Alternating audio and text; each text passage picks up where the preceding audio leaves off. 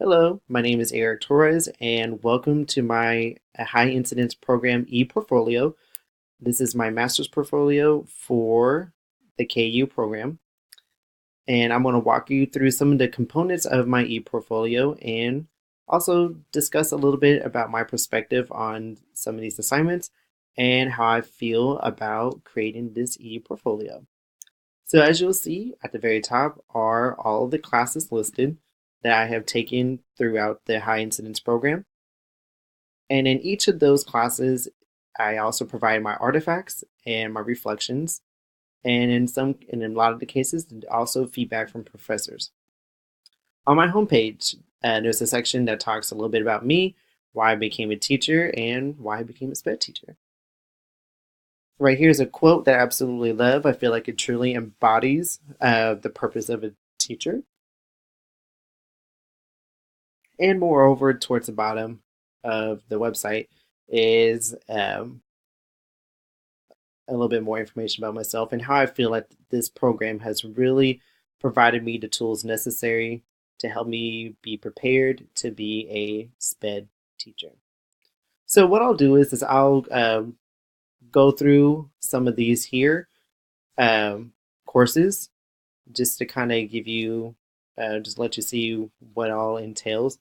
Um, I'm not going to go through every single one of them. I'll probably just generalize them. But like the first one was 730, SPED 730 characteristics and methods. This one here was the very first project in which I was to interview a person a professional who works with SPED students, and also kind of we were supposed to choose someone that has a position that we would like to acquire one day. And this was my mentor teacher, who was the SPED department chair. And in this assignment, I provide a video reflection, uh, my own reflection about the whole course that you see above right here, and also professor feedback. And I feel like through most of these assignments, I really took more of the objective course, um, objective perspective, pretty much explaining how I felt. I have grown as a teacher, more or less a SPED teacher throughout the whole process of all these courses. So here's SPED 741, which was the literacy interventions, in which I was to design a literacy intervention for a student after assessing them in comprehension, which was the literacy I chose to assess on. SPED 743, functional behavior assessment, positive behavior supports, and classroom management. This was probably one of the harder courses for myself. Just to kind of give you a generalization of it, it was the FABI assignment, we had to work as a group, and every single one of us were in different time zones, so that made the assignment a lot more difficult. But I feel like I learned a lot from this course. Reason why I say this is because this is something that I use. This type of assignment is something I use a lot, especially in the classroom, where we're helping students identify target behaviors, use replacement behaviors, and how to track those, and uh, using generally how to figure out can we generalize the positive behaviors throughout all classrooms. So this was a pretty big, it was a pretty big assignment in a pretty big important class, but I feel like I learned the most from this one. Um, and I talk about that in my reflection. I also have the artifact right here that can be observed. That was a pretty fun course. Let's see, SPED 755. These are the practicum classes in which there were three assignments: the IEP assignment, the teaching video reflection assignment, and also the journal reflection. Just to kind of sum up the practicum courses, we were to choose a student to work with throughout this whole course, in which we had to learn their IEP, we had to create lesson plans um, that reflect the students' needs, accommodations, modifications, their strengths, interests, and also we had to implement that lesson in a video with us teaching, keep it in mind of the student, their accommodations, their IEP, and all that good stuff. And in a journal reflection, we had to The topic for this was feedback. So we had to observe our own teaching where we are pretty much giving students feedback in the video, and we had to tie the feedback to evidence-based literature. And so with this assignment, this one I did actually revise. This was the first revision I had to do. And the reason why I revised this particular assignment is because I did not tie back the feedback observations to the literature, the evidence-based literature that was provided in this course. And so I went back and I did that. And the reason why that is so important for this assignment, and let alone important for teaching, is because we can see as teachers that there is evidence-based research for the importance of feedback and giving students effective feedback than just think that there isn't. But providing feedback to students, let alone effective, constructive feedback, is very, very important, especially when you do it in a timely manner. So that way, students know that you really do care about their growth as becoming learners, but also it's putting it up to the student to really kind of go back and do whatever it is that you are providing feedback for them to do, so that way they can become effective learners, and also on your part, becoming an effective teacher, providing that communication to the student. But on this page, you can see my reflection of the whole course, let alone my evidence or my artifact right there. Going further with this, we got SPED 841, which was content mastery for struggling learners. That was the virtual blended unit. That was a pretty interesting and fun course.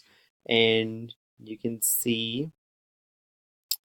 my video for my artifact that I have. And this one I did not revise due to feedback that did not indicate any type of revision that was needed. I think that assignment received a full 100%. Next one, 843, SPED 843. This one was advanced methods, assessment strategies for students with behavior, social, emotional needs. And this one here was a assessing social skills deficits. And with this one, I did revise one assignment.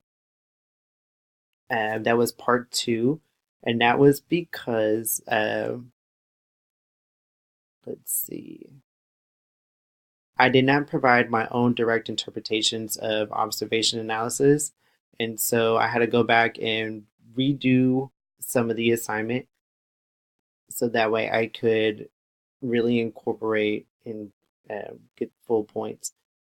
But this here assignment was pretty interesting. It was pretty nice because we had to look for certain behaviors in this case study, and we also had to discuss what were the target behaviors that we were targeting, what kind of social behaviors can be replaced, and what were some motivations behind some of those behaviors. And this was all done from a case study that was provided called the Bobby Gibson case study that was provided. And down here you will see the reflection and my artifacts. All right, and then moving on to 854, the family and interprofessional collaboration. This one here, we had to come up with a coaching conversation. And this assignment I did not revise because there was no feedback from the professor that indicated as such.